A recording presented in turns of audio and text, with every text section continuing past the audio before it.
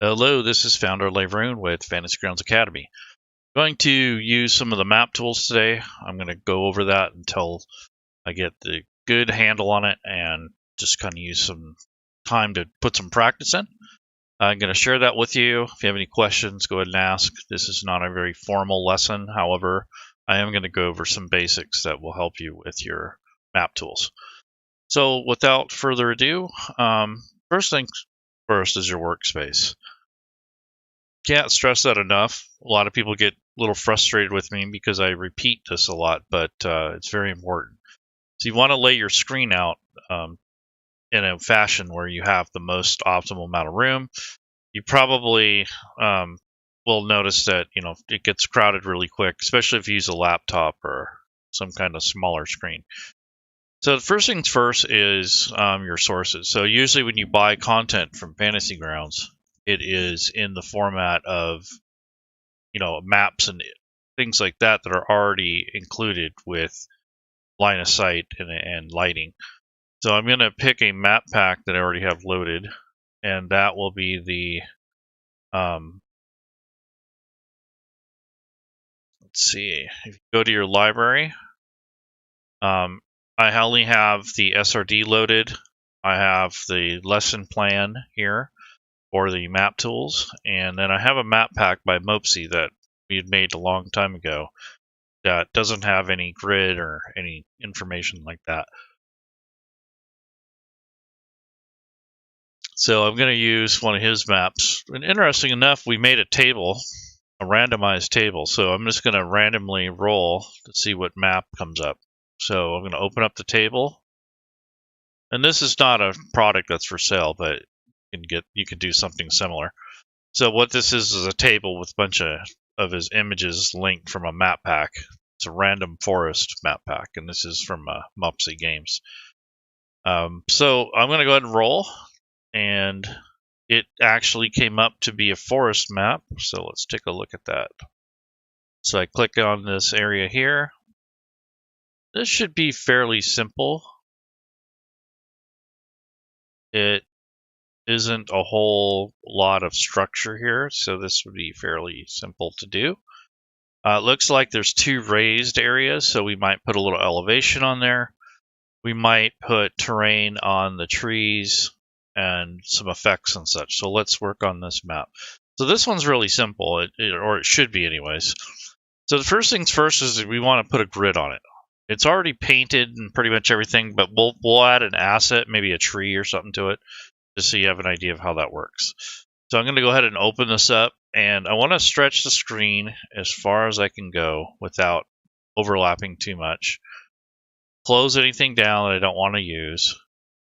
And I want to take and unlock this file. And right now it's called MMMP Forest. That's Moepsii Maps. So what I'm going to do is put the word map in front of it with a comma. And then on the right-hand side, I'm going to go ahead and label it just Forest Road or something like that. And that's the portion that I'm going to show the players. So if I don't want them to see the name, the file name, or whatever this is, like this might be the maybe the red caps goblin type things would attack. So maybe I'll put ambush, like by a bunch of red caps. So you wouldn't want to show that to the group. You want them just to see Forest Road. So there's the ID button. So when I click that, when I go to share this image, and you do that by right-clicking, and then you would just go ahead and hit sharing, and then share record, or you can stop sharing it. So if I share this record, the players will now be able to see that. But I would have all the mapping done first, but this is just to show you about the title part of it. Now if I unlock this, I can expand this. There's a little drop-down tool, the toggle toolbar, and that will zoom to fit. And then use the mouse wheel to zoom in and out. So you got to get used to that part of the map tools. That'll help a lot. So sizing the window, getting used to how to zoom in and out and move the map. So if I click on the map anywhere that's not a token or an asset, and I hold down the middle mouse key, I can actually drag this around wherever I want. But to expand it, you mouse wheel in or out, And when you have a lot of things on the map, you have to make sure you're actually clicking on that layer, not on something that you've already placed on here, because it'll select that instead. So you got to know where you're clicking at. So if you want to click on this layer, which is over here on the right, this is a layer. You got to make sure that's highlighted before you adjust it, and that's something that most people forget to do. So, including myself. So, the next thing is the grid. So I don't know the actual grid size, but I know Moepsii pretty well. He usually does between 60 and 100, and you can use other things to kind of help you with the scale if you don't know. So what you want to do is take and put the image to where you want it. And then you're going to take that and lock it, or however you want to do it, because right now it's already locked because it's part of a module. But if you want to lock it before you move on, that's a good idea, because that way it doesn't move that layer in case you have a problem. The other thing is to take and consider, what scale you want for the grid. So if you click on the grid section on the very top of your tools here, it brings up the grid source. Right now it defaults at 50 by 50. So if I click on this, and then I'm going to go ahead and click on the toggle grid visibility, that might work. It looks a little small, but I think it would work fairly well. I might go up to 60 just so it kind of has a better, 60 looks a lot better. And then it's kind of a gray, kind of washed out looking, this actual grid. So if you go to the color picker, you can choose whatever color you want. I might go with a bright green to theme it. And then what I would do is change the alpha, which is the brightness of it, and kind of make it medium, which is good, because that way you're not fighting with the view of it. But you don't need it all the way bright, so where it gets to be obnoxious. So I think about halfway is good. And then I'm going to hit OK. But if you want to borrow any of the colors from the map itself, pick the color dropper and then just kind of move the mouse around. I can grab this green color, but that blends in too much. So it's better to have like a brighter color here. And then I'm going to turn it down a little bit. So there's your grid. So that's the first thing you want to do with your maps. And as you can see, this doesn't line up with this, so maybe 50 is the kick it. So that's something you want to look at too before you, so 50 is the right resolution, because you can see all the corners line up. That's what you want. But you can get away with other scales, but this is what it was designed for. Like 30 by 30 squares, that sort of thing. So each square is 5 feet in this case, so 50 by 50 was the scale that he chose to build in. Okay, so the next thing is, let's look at the terrain. There's a tree down here, and there's like a hill.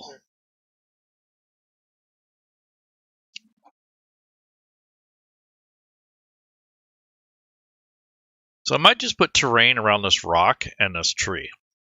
So the terrain tool is interesting because you can activate it or deactivate it depending on what's going on in your map and what you need it for. So I think the most work in this map is going to be terrain. So I'm going to put terrain around this tree here and this tree at the bottom, and then around these bushes and trees here, and then around the rocks. I think that will give them the impression that the only reason I'd put it up here on this layer is because it's above, and you won't necessarily see that when you're walking. But that also depends on how tall this is. So this is probably no more than 10 foot with a gradient up here. So it's probably just like a gradual incline to these little areas. So that's kind of what you need to do, is look at your map and consider, how much work you want to put into it. Because, if you're getting ready to do this an hour before the game, you may not care for that too much. So I'm going to go ahead and go to the terrain tool. Right now I'm still in the grid tool. I'm going to switch to this wall, which is the line of sight icon. And from there, I'm going to select this Christmas tree looking symbol, which is the terrain. And being that this isn't perfectly square or anything, I'm going to go ahead and add just the line tool, which is, for connecting lines and such. So it's really not perfect, but it gives you more options instead of just the square or the circle. So I'm going to go ahead and just click on the outlines here. Again, I have the line tool selected, so make sure you're doing that. Quite often, I'll be in the selection tool trying to plot lines. It doesn't work. So you want to make sure that you're in the line tool. You could use the ellipse here. So if I click to the circle and I draw a rough circle, that will give me the option to build on this, basically like a circle. So if I left click and drag, I'd make a circle that's roughly the size of that. And you can see it's perfectly round. We'll deal with that. And now I have to go to the selection tool. So don't double click here and then try to move it. You want to first hit select, then double click on these little points, and that'll select everything. And then you just click in the middle and drag it. And that should take care of it. So that's that. So now what we want to do is just drag these points to where they make more sense. So like here, you can see I still have all of them selected, so I need to go back to double click or just single click, and that will release it from being selected. Now all I have to do is just single click and drag these little points that are along the bushes here. And this is the reason I did the circle, because it kind of gives you just enough kind of hang yourself here on this tree. And that way, when you need to work on it, you already have all your points. You just drag them where you want them. And it doesn't have to be perfect, and you want to leave a little bit of space. Like a lot of people will put the information or the data points too close to the edge. So I want to see a little bit of the tree. So you're going to kind of go back into the tree itself a little bit. You don't want to have a big circle around the tree. That's not going to look right anyway. And it doesn't have to be perfect. A lot of problems I have with myself is I want everything to be perfect. So I just, I kind of get a little bit overkill on a lot of these things. So keep these data points down as well. If you're drawing lines, try to keep them minimal as possible. Obviously, I couldn't do that because this is a circle, but in most cases, if you're using a line tool, try not to use too many data points. That's kind of the point I'm making, is too much is too many sort of thing. So be careful with that. So that's pretty good. So, just a starting point for a tree was good for like these trees here. It would be like an ellipse probably.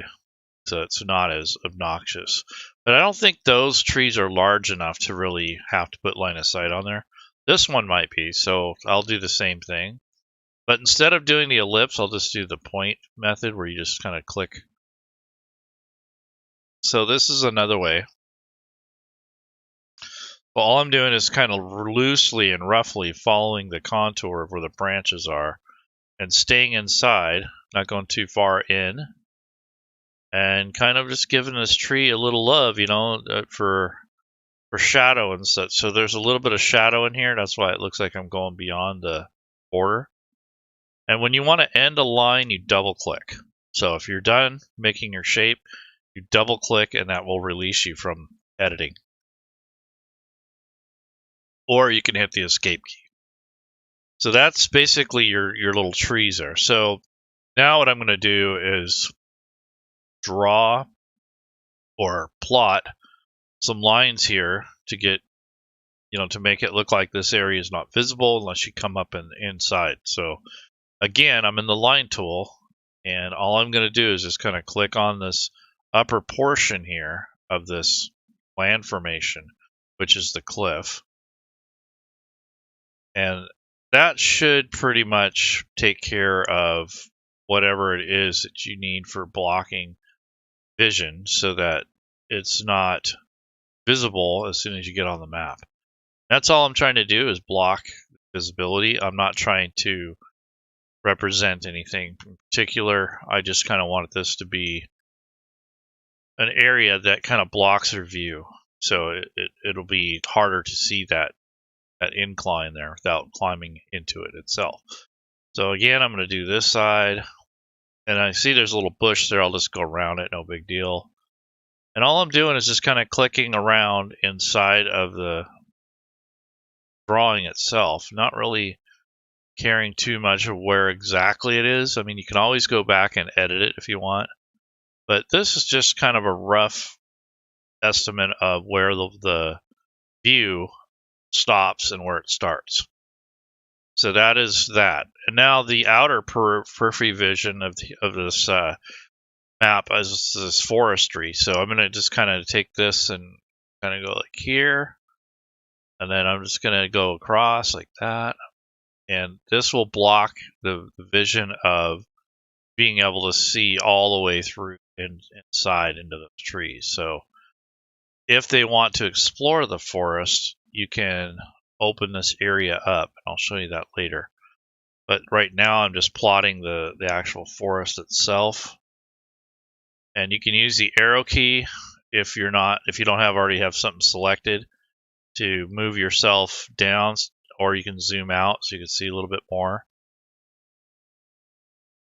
So it's kind of navigating and learning how to use the tool is the main thing. You're going to make little mistakes, and not everything's going to be perfect, so don't worry about that. You worry about that too much, it's going to get to the point where you don't even want to use the tool. So you want to take it easy and just chill out. It's not the end of the world. So let's see, I did this in one big shape. So if anyone explores the forest, I can open that up to them, and that would take the lighting off of the occluder, in this case, the terrain occluder. So I'm going to do the same thing, just going to draw this in. I'm down here, draw that in. And all I'm doing is just casually clicking around in this area. It doesn't have to be absolutely perfect.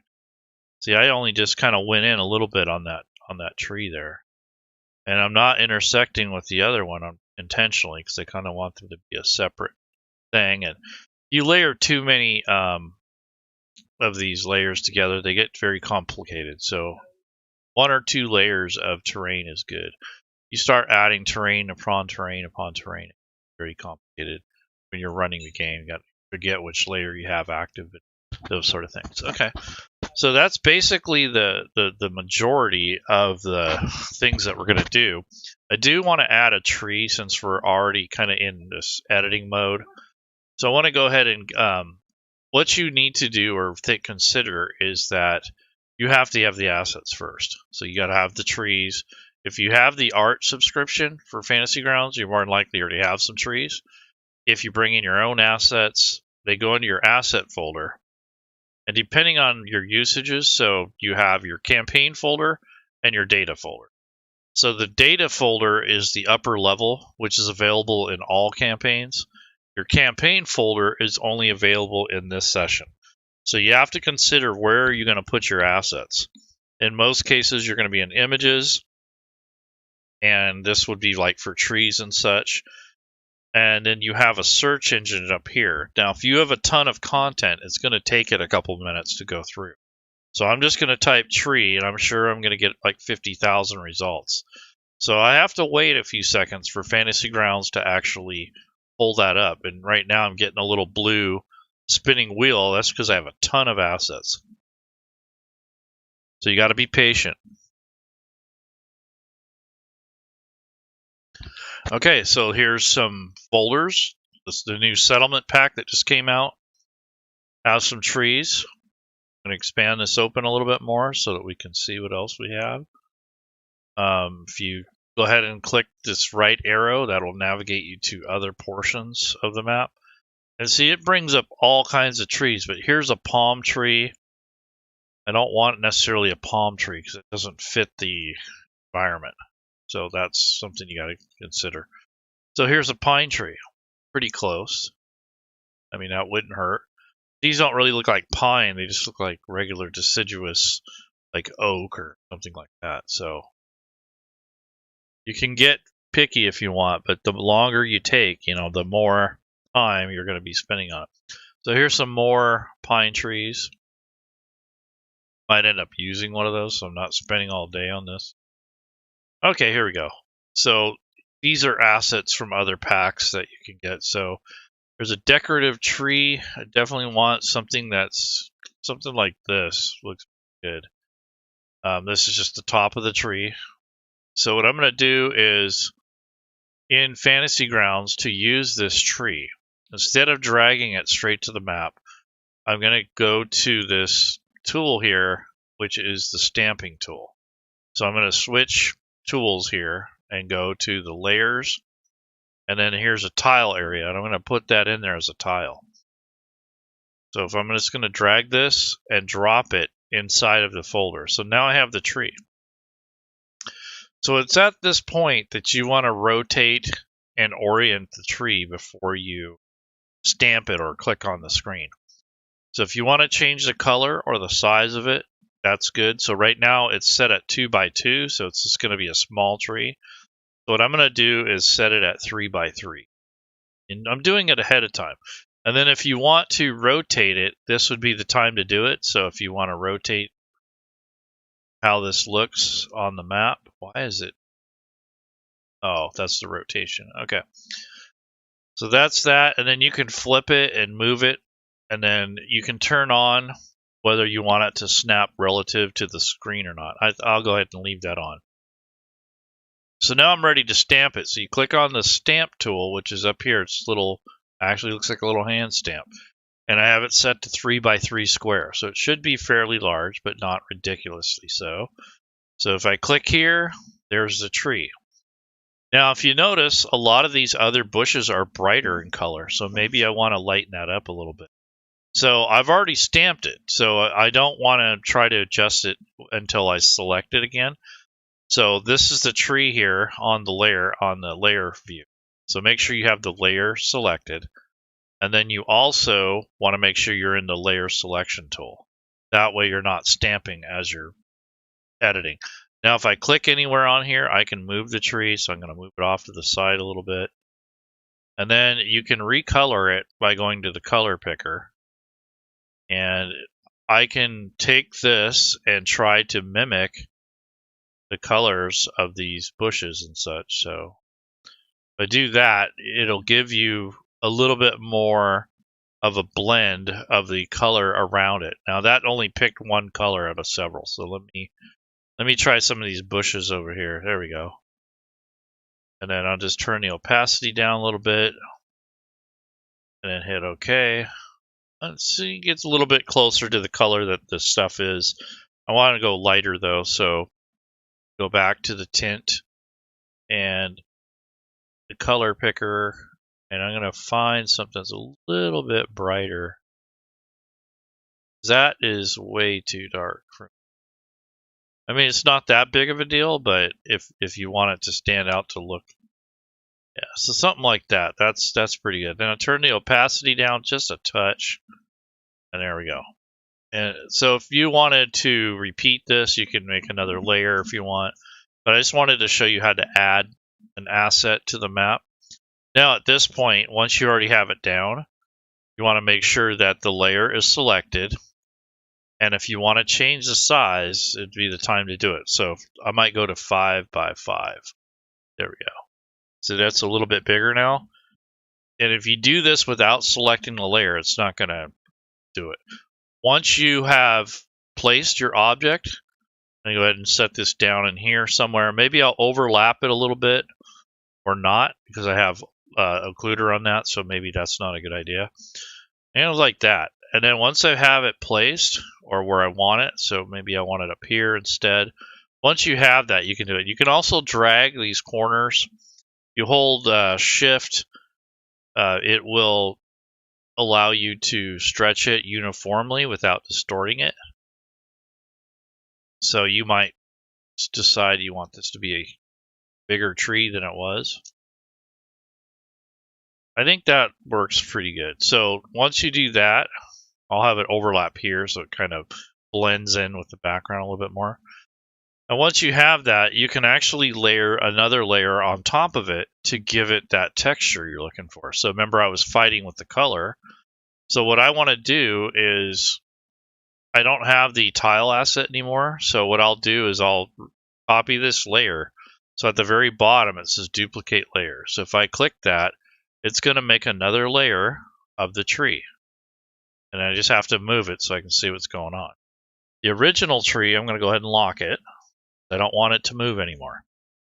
This tree, I'm going to select a layer and select on it, and I can move it around. So all I want to do, to be honest, is to maybe set it up there with an offset and then lighten the color. So right now, this is the tint.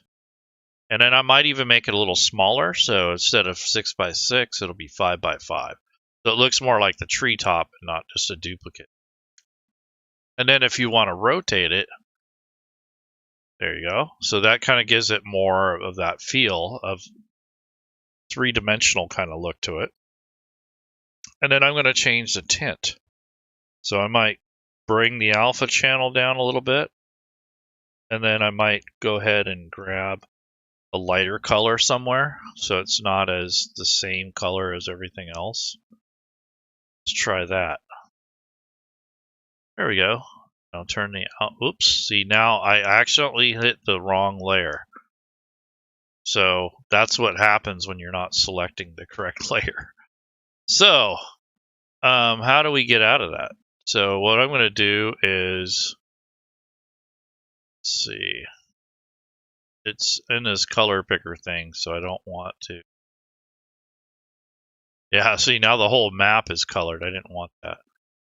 So I'll just, there we go.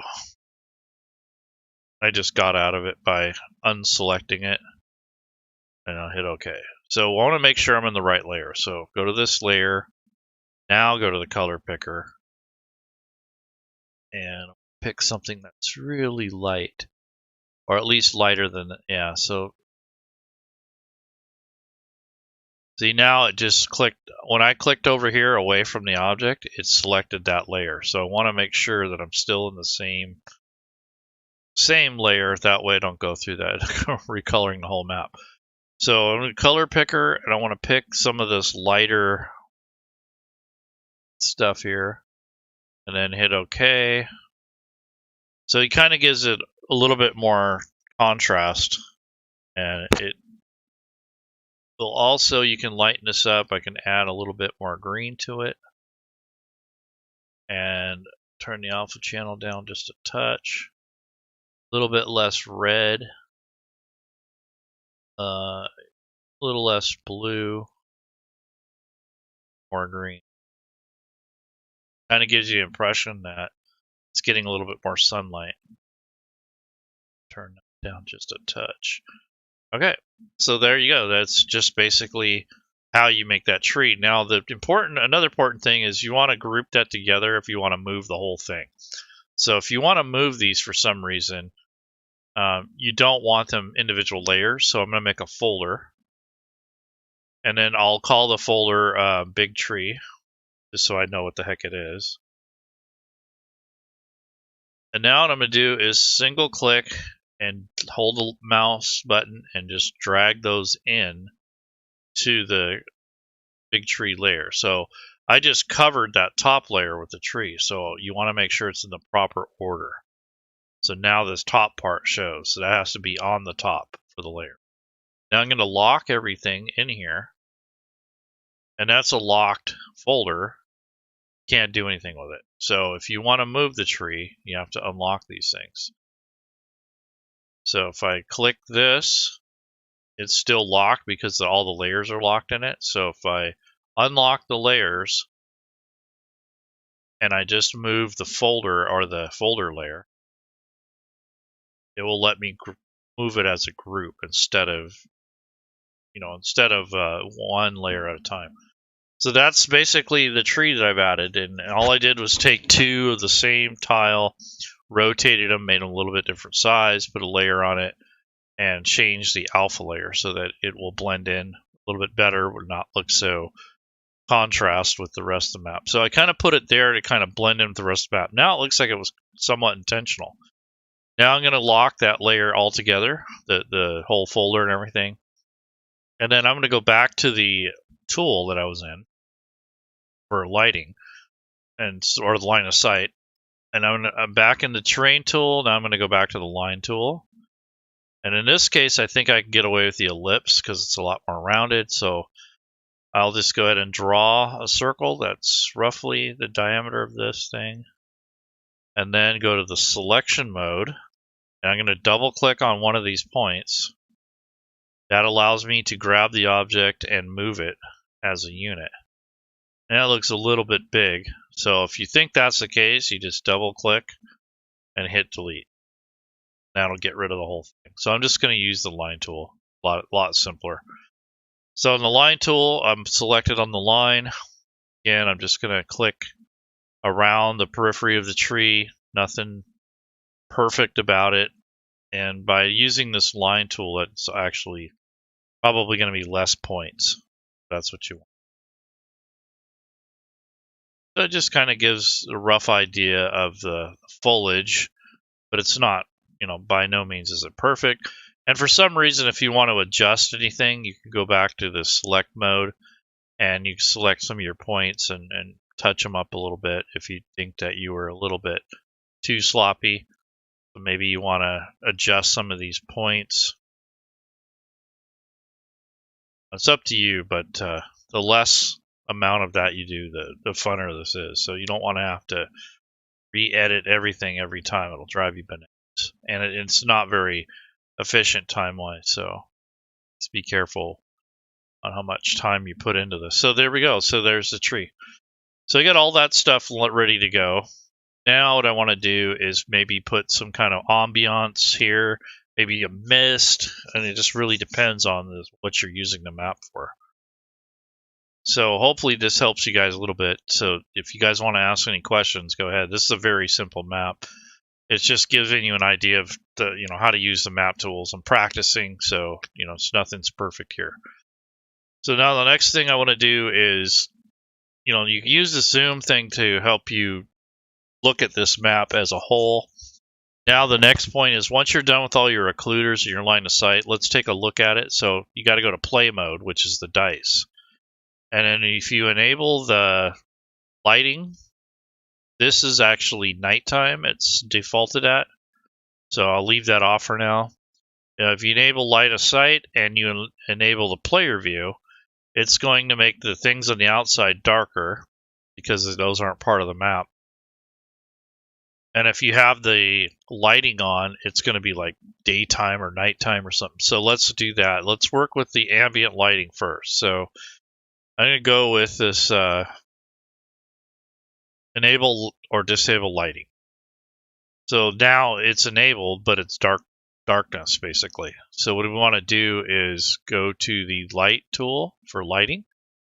And up here are some submenus. So if you want to go to the actual sunshine icon, and we can change the preset now to dawn or however we want to do it. So first of all, let's go with dawn, which makes it a little bit brighter.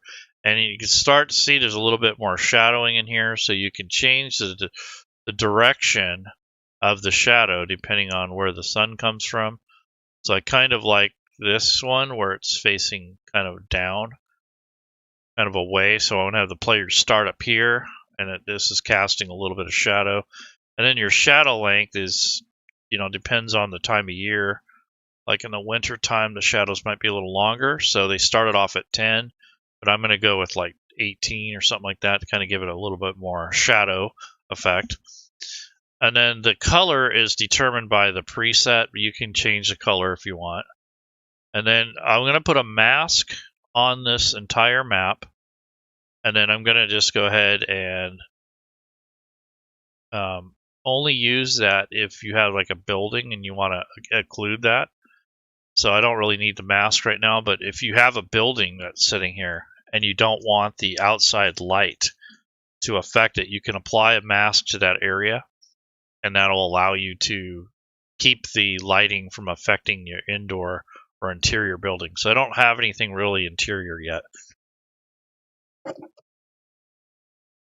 So once you have the lighting figured out, you can turn it on or off to kind of see where you're at on it. I kind of like where it is. I like the shadow. It's bright enough. It kind of gives you a hue of day or night. But if you want to switch it to like sunlight, there's your full on sunlight, which is almost like normal. Then you have dusk, which kind of gives it a kind of like that. That looks really nice. It blends in well with the flowers and the foliage. So it's dusk in this map. And like I said, you can go in and change it depending on what time of day it is before you run your encounter. So go back to play mode, and in player vision mode, this is what the players will see so far. They won't be able to see through these until they actually come around and go in there. So let me grab a character, and I will import one. So I don't have a character selected, so if I click on this import character, Fantasy Grounds stores all your player characters now, regardless of what session you're in.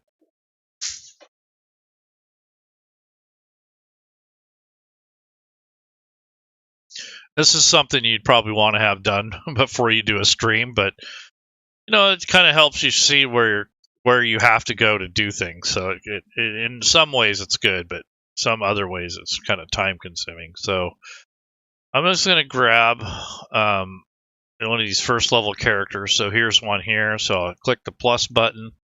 It adds it to the campaign. And now I'm going to hit this back arrow, and now the character is able to be selected. I don't have a name for him, so I'll just call him Dwarf. And he has dark vision. So that's something you got to keep in mind when you're using these kinds of tools. So now I'm going to put him on the combat tracker, which is the next step. So you got to have your characters on the combat tracker to test these things out, or NPCs. Now from here, I'm going to take and drag him and put him on the map. So I need to be in play mode, and then I'm going to take this token and drag and drop it, and there he is. So now when you have him on the map, if you actually click on him, that takes possession of him. So you can see where the occluders are blocking his vision. So if he should decide to go up here, he can see it. If he climbs this wall, you can unlock it. Right now it's closed. You can open that up for his vision, or if he went there already and he knows what's there. So this is how the terrain occluder works. So right now he hasn't been up there yet. So that's what he sees on the map. If you unlock it and you're in play mode, you can turn that off so that you have your Game Master view. That way you don't lose track of things. And then you just hit Control P temporarily. So when it's somebody's turn, aka the dwarf, let's say it's his turn. If you don't have possession of that token, you're really not going to see the occluder. So when you hit Control P, and this gives you an idea of what the players see, and it's not permanent. It toggles off when you let go. So hit Control and P. That's your preview, your player preview. So usually you run it without that on, or if you want to run it with the preview mode on, you can do so, and then when you want to see everything at once, you can toggle it. So you can run it how you want as a game master. So you can do it with all the bells and whistles enabled, and then you just toggle it when you want to see what the normal map is. Or you can run it the opposite way, where you see everything, and then when a player has a turn, you just hit Control P. So that's what controls, what the visibility is like for the player and for the GM mode. So this is player mode. That's Game Master mode. Player mode, Game Master mode. And in most cases, you won't have these tokens selected. So you won't have any idea what they see until you hit the preview mode. So that's how that works. So it's toggling between, how do you want to show everything for yourself, or do you want to be like the players and see from their perspective, and then when you need to see things, you would hit Control P. So you can do it either way. I prefer, depending on what it is, like if it's a dungeon, I don't need to have it. But an outdoor, I might run it in this mode just so I can get an idea of where things are at, especially during some live action. So anyways, that's how that works. Now, I'm going to add some effects to the map. So temporarily, I'm going to disable the player view. You might even disable line of sight if you have to, but I'll leave it on for now. So hopefully this helps you guys a little bit. It just gives you an idea of how things might work or how you might want to run your campaign. But that's provided that you have things in place that already have shadows and such. So that way, when you're playing, you have an idea of how you want to tackle it, because there's two different ways to run this. So okay, so I have the occluder data. I added an asset here. We got things going. Now I'm going to add some weather effects. So right now that I have this here, this layer, and it's a light layer, I'm going to go ahead and lock it because I don't want to mess with it. It's set, ready to go. Like I said, you can turn on player view when you need to as you're editing the map. So I want to go ahead and add an effects layer, which is here. This is where you select. And at the very bottom, there's an effects layer. So I'm going to add that. And you can decide where you want to add it to.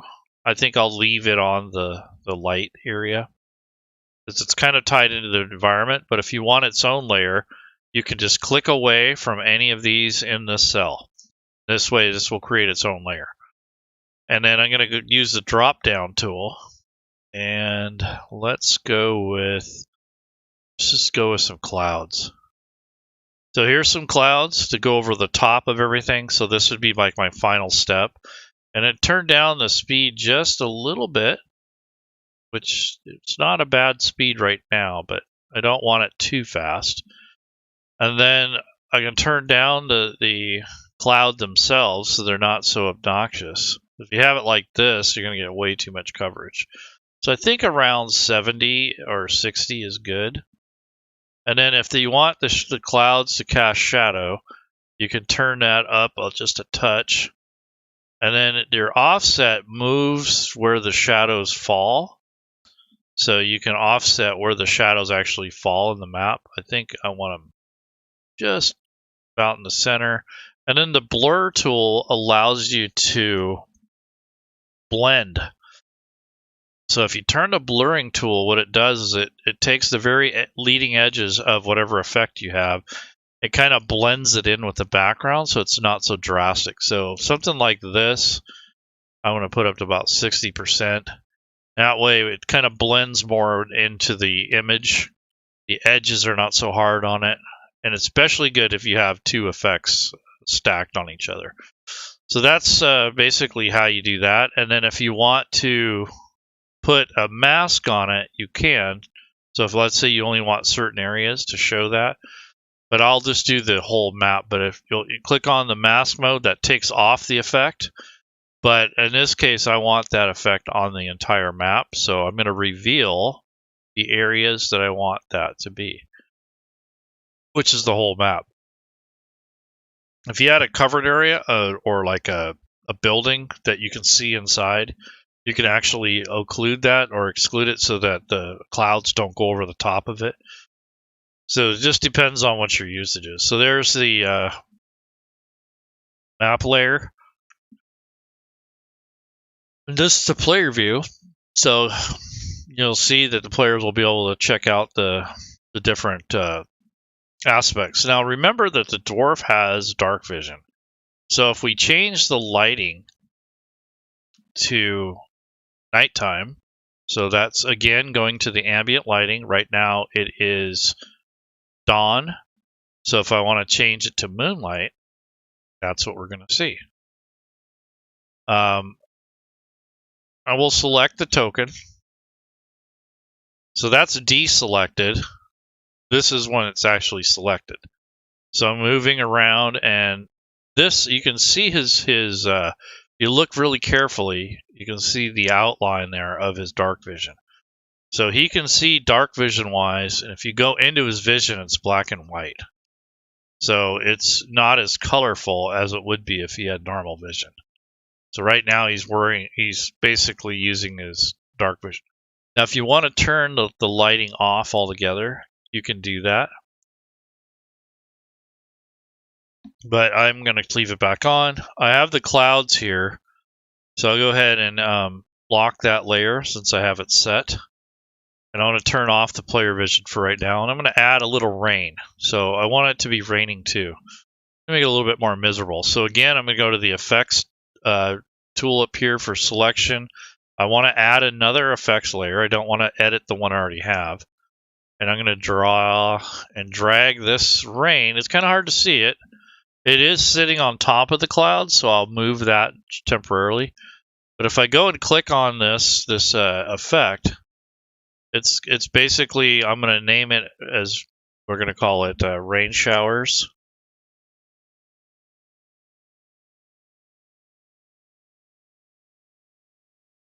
And I'm going to turn down the amount because it just looks too much, like there's way too much going on.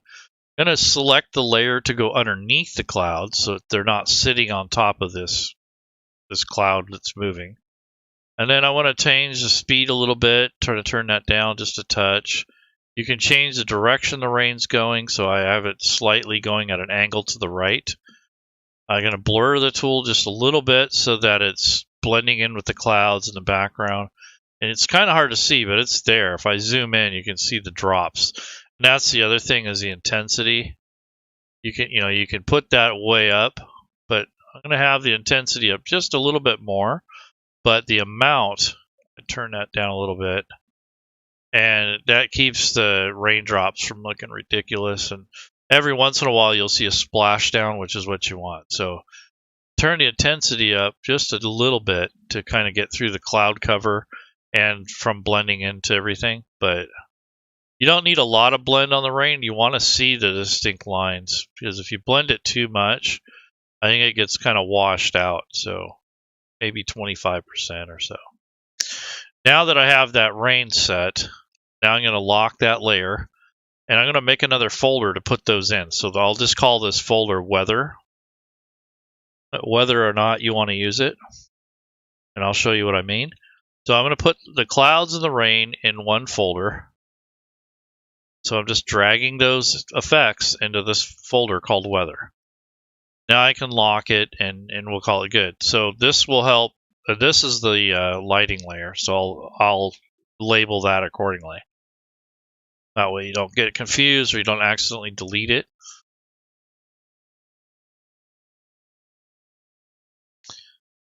Big tree lighting layer. So this could be this is actually an effect that never got dealt with. So maybe if I delete that, it won't be as confusing. So we'll see what happens. So it says lighting layer, unlock it. Well, it has walls on it, so I don't think I want to delete it. So I think that was for the tree. So we'll see. So I'll put that in with the tree. I'll unlock those, and I'll put that layer in the folder with the tree. That's the individual lighting for the actual tree. So I don't want to mess with that. I'll put that on top just in case. Okay, so all that stuff goes to the tree, and I'll lock that. Now we have all this stuff for the weather. So what's nice about organizing this is that if I want to turn the weather off, it's easier now because they're under this folder. So if I go to the visibility, I can turn that off and on as needed. So now I have the rain and the clouds kind of together. If I want to turn them off together or on, I can do that. But if you want to do it individually, you'll have to individually turn on or off whatever element that you want to show or take away. You have three different, you have visible to all, you have not visible at all or invisible, and then you have only visible to the game master. So I'm going to have it, all of it obviously, and then just use this as an on-off switch for, if you don't want the weather to be part of it. So there's the little clouds. And now when I take possession, I'm going to go back to play mode. Now I'm going to enable player view. That's what you get. So you can do that. So let's say it's nighttime and you don't want to rely necessarily on your line of sight. So I'm going to add a lighting effect to this dwarf. So if I go to his inventory and I go, you can see he has dark vision. So it's kind of a bad example, but we'll live with it. And in his inventory, he does have some candles and he has torches, I believe. Nope, he just has these candles. So what we're going to do is we're going to put the candle effect on him. You can make the effect in the Actions tab to make it more convenient and easier for your game master.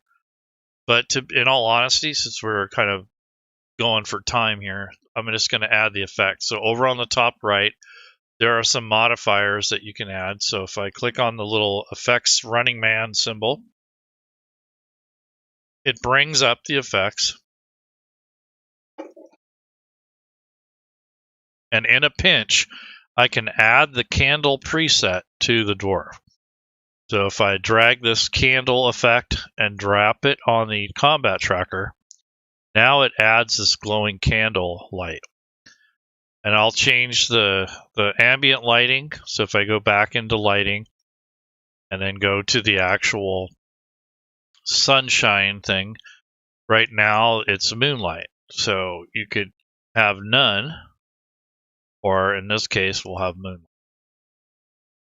And if you click on the token itself, so go back to play mode, and you move this around, his dark vision is going to see beyond that, but if he wants to read something up close, like maybe a scroll or something, he's got this candle going, and he's reading off the scroll. Now he can see further than the candlelight gives him, but it's hard to read in dark vision. It's not made for reading and writing, so you do have to have light sources occasionally.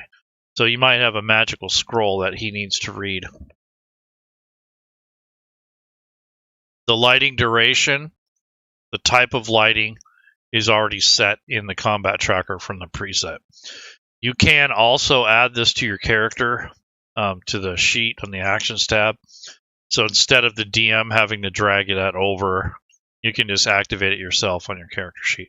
I'm not going to cover how to do that because it's kind of getting out of topic there, but basically it can be done. So here you have your different layers. You have your weather. We had a tree that we added over here. If you climb the tree, you can obviously open it up so that they can see what's going on in there. So hopefully it helps you guys a little bit. Is there any questions on, would you go over terrain line of sight and how it works, have issues? Okay, so basically that's what I've been doing for most of the session here, but I'll kind of backtrack basically. So basically, terrain is just a way to block vision, basically. You have to use your best judgment if you're making your own as to what is immediately available for basically for view. You want to make sure that obviously that your map is set up and such that you're going to have terrain features on it. So in this case, I'm going to turn off all the bells and whistles here. So I'm going to turn off the player vision, I'm going to turn off the line of sight, and the lighting. So this is kind of a basic raw lighting, and then I'll take the weather and turn that off too. Okay, so in the line of sight mode, these are the occluders, and all they do is they make it to where when you click on the map itself or when you're using it, all it does is block light. It doesn't necessarily block a player from moving through it, but it will occlude to a point where they can't see or go through it, as far as like lighting goes. So it blocks vision is what it does. And when you actually use it, when you turn it on and you turn on your line of sight, which might be what one of your problems is, you can see that it's blocking the light. it casts these shadows. But once you're using the line of sight, there's an open and close symbol. So if he gets up close here and he climbs the wall, you can turn that on and he'll be able to see beyond the... And what that does is it opens it up for vision. So if he was up on this rocky wall, he could see over the edge, or he can at least see what's on the top here.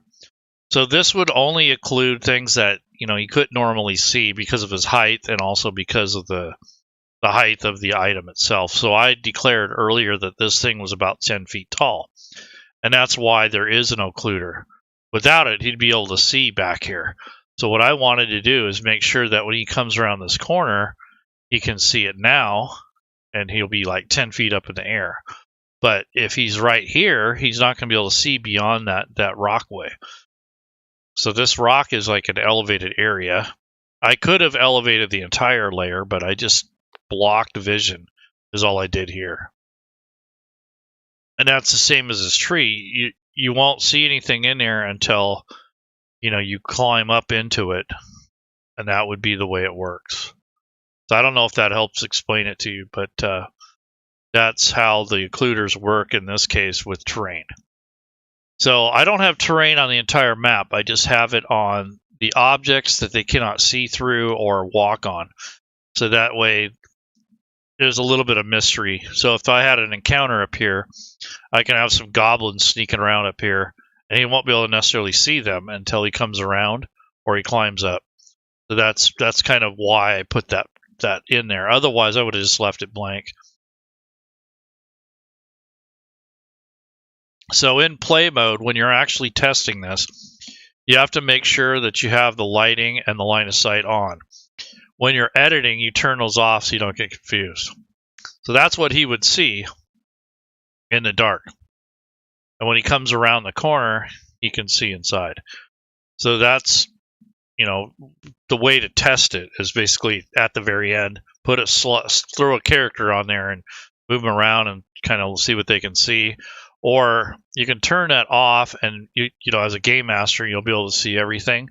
But if you hit Control P, you can temporarily look at what they're seeing, so you can judge, and you can also see how it goes. So you just draw your terrain as needed, and it's usually closed. So this is like a strip here. There's another strip. There's one for the tree. There's another one for a tree. There's one for all of this stuff over here on the left, and all this stuff over here on the right. I should probably put an occluder on the... I already did. Okay. So there's one on that tree as well. So it's just basically whatever blocks vision. Trees don't also have to be the entire tree. You can just do like the center of it. So that would represent the trunk and maybe some of the major branches. So if it's a large tree, you might only occlude parts of it, maybe like the very center or something. But that's hopefully that helps a little bit. I don't know if that basically helps you or not, but getting used to turning on and off in play mode is probably what you're fighting with. Because you have a preview mode, you have play mode, so that when you're editing, you're not going to be editing in this full player mode. So you turn this off. This is your game master view. Turn off line of sight just so you don't have all the shadows.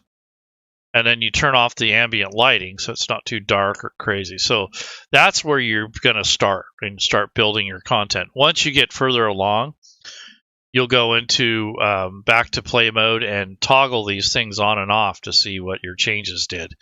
And that's where you want to get if you're going to use your own line of sight. If you have line of sight already included in your map, it's just a matter of understanding what the occluder's there for and turning it on and off as needed. In some cases, you don't even have to move it. Like here, the dwarf doesn't want to climb this mountain or this hillside or this steep embankment, so he's going to walk around. You know, so he can see it. And this isn't a valley. This is actually a slight incline. So that's kind of what that implies. So that's basically it. And you can see he has his candle on, but then beyond the candle, he has vision, which is dark vision. It's black and white. So he can see everything in color in here, but the minute he looks beyond the candlelight, he's only seeing kind of a dim, kind of grayed out version of the map. So that's basically what he's done here. I think it's kind of dark, and he wants to start a campfire. So if he wanted to camp here for the night, I can make a little campfire for him. So I wouldn't do this during the game, but I definitely have it available in case. So this is kind of a cool thing. So this will also show the assets again. So I'm going to go back to layers, and I'm going to go to the assets folder, which is on the bottom right corner. And I'm in the images area. And if you have any fires or campfires, you want to search for those. So I'm going to go to the search field on the top. I'm going to type fire, I guess. And it's going to take a bit because I am pretty positive that I have a ton of fire or fireballs or anything that's going to have fire.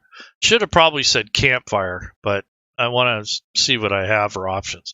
So yeah, see, I have these spell tokens, which wouldn't work too well for a campfire. They might, but I'm going to go ahead and click this page here and see what else we got. So here's an empty fire pit. So I'm going to go ahead and grab this, and I'm going to put it in a tile area. So just drag and drop it into the tile box, and I'll close this. So now I have this tile I can work with, and now that it's in here, it's 1 by 1. So it's only going to take up 1 square, which is probably what you want. I'll zoom in a little bit. And then if you want to rotate it at this point, you can rotate this thing however you want, and it changes the degree or the angle.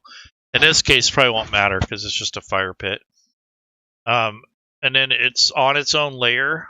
Once I click on the layer itself, so I'm going to go ahead and click. This is where his fire is going to be, his campfire. There's that. And I want to make that a little bigger because it's, it fits perfectly in there, but it's not exactly what I want. So I want to go back to the selection mode, select the asset or the layer in this case, and I'm going to actually make another folder, and I'm going to call this Campfire. And the reason I'm doing this is that way I have some options on moving the entire thing and turning it on or off easier.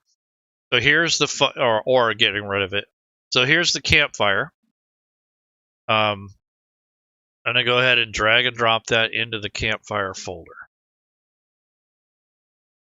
And then I'll lock the position for now. Actually, I'll leave it unlocked because I want to show you something else. So we had that going, and I shouldn't have closed the asset so soon because I needed the actual fire itself. So the research. And once it's searched, it usually is a little bit quicker. Finds what it needs. So there are some tokens here that I could use for actual fire. So these are all like for creatures and such. So that's, one of the things you got to look for. So here's a thing called Fireball. It's not actually fire, but it looks close enough. So I'll drag this fireball. It says 20-foot radius on it, but I'm going to drag this over and use this for a tile. And you see it's 11 by 11, so it's pretty big. It takes up like this whole area.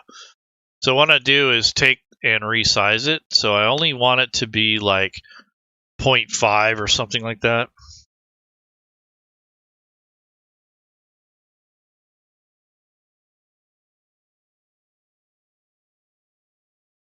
So I made it 0.5.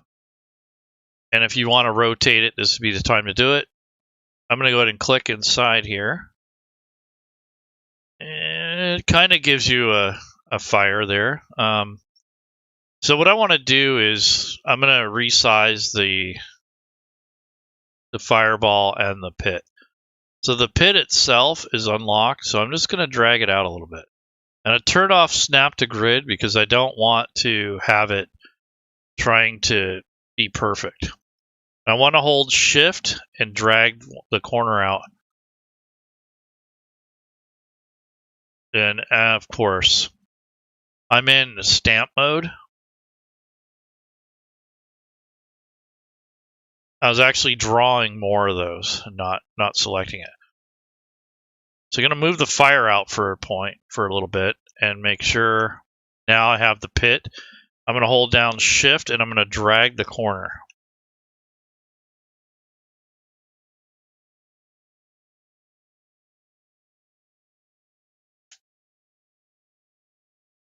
So that's better.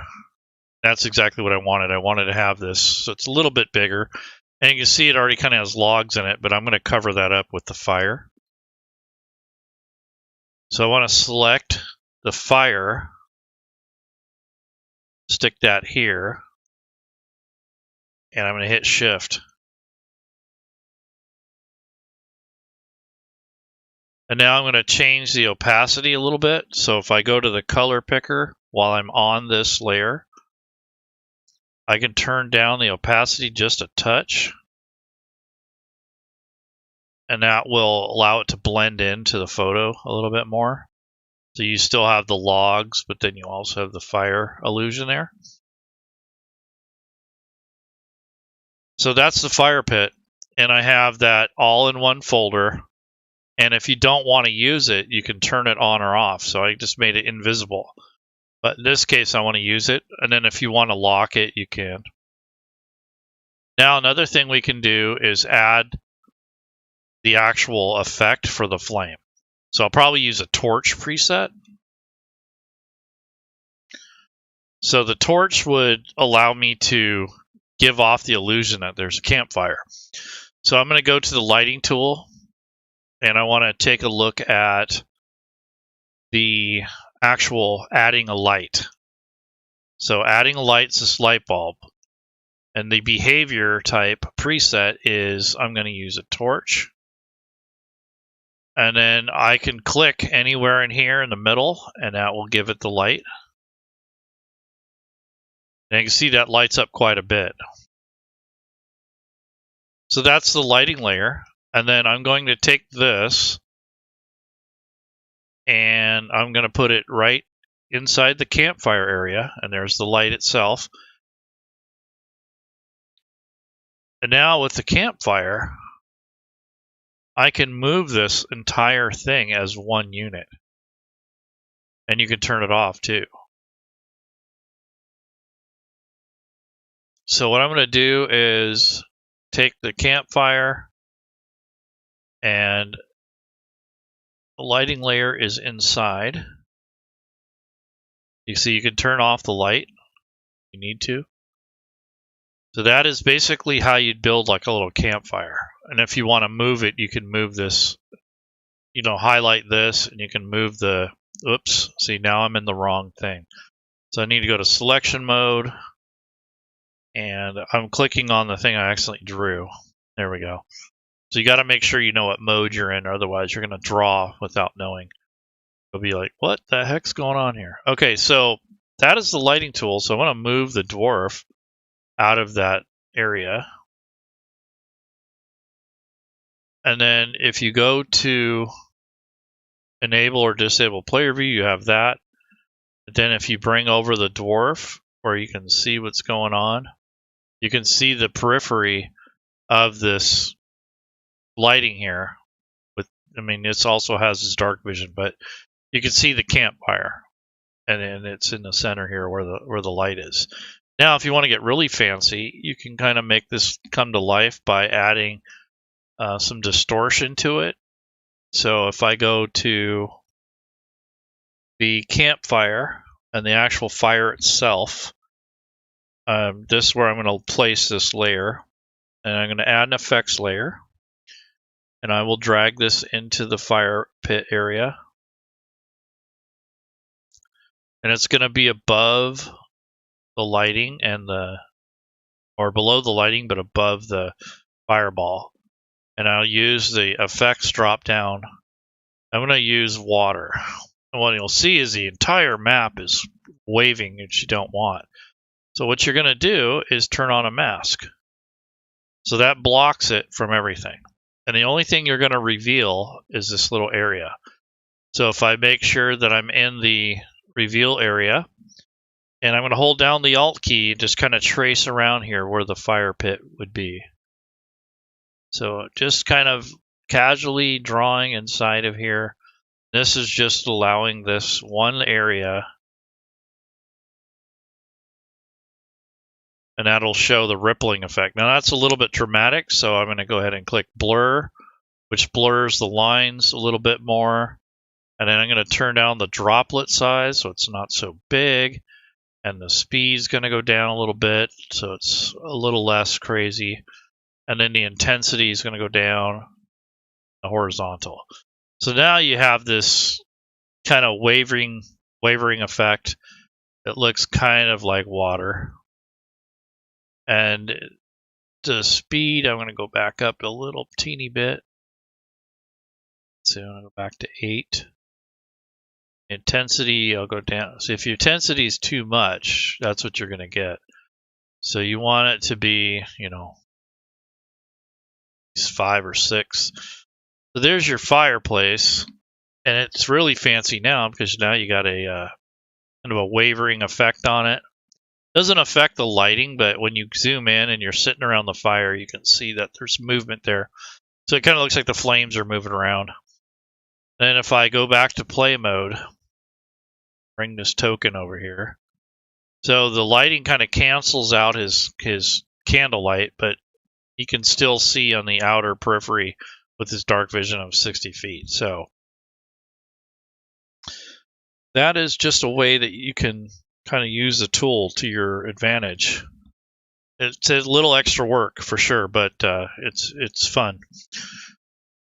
Justin, I don't know if we covered what you needed, but terrain is basically just a way to block light.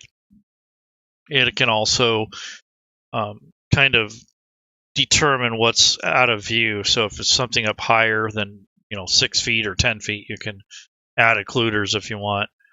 Just the less occluders and the less of the stuff you put on here, the better if you can help it. It gets too complicated when you start adding 50,000 layers. As you can see, I'm already getting a nice little list here. That's why I have the folder too. So what was this light for? Oh, that's for the campfire. So I want that to go in that folder. So the campfire has lighting and it has some layers in here. There's your weather in case you want to enable that. And then make sure you lock all of your layers. So the first layer here is the map itself.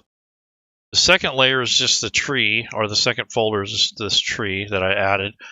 Then the weather effects is the rain and the clouds. And then the campfire is the actual fire pit, the fire, the light that goes on it, the actual firelight, and then the waving effect to give it that movement. So when the players are zoomed in, they can see that the fire is lit and that it's kind of a little bit more immersive. So that's basically what I got for you today. I think that's enough. I don't want to get too deep into it, but basically to recap, I just added a map or used an existing map. I added the grid. I put on the terrain occluders, added some effects, and I added a couple assets, and then I organized them in folders. And then I showed that you can turn them on or off depending on what your needs are. So that's basically the gist of it. I think I've done enough for today. I think this will help you in the long run, at least hopefully. And you guys take care. And again, this is Fantasy Grounds Academy with Founder Leroon, and I will see you around in the community.